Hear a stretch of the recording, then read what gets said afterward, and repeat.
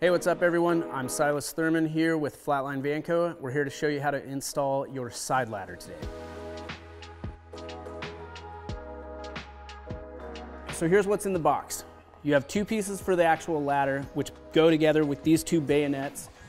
The bottom piece, which we will show you here shortly, and your pucks for your OEM track. If you do not have that, you will need to get an aftermarket track for this ladder to mount up correctly.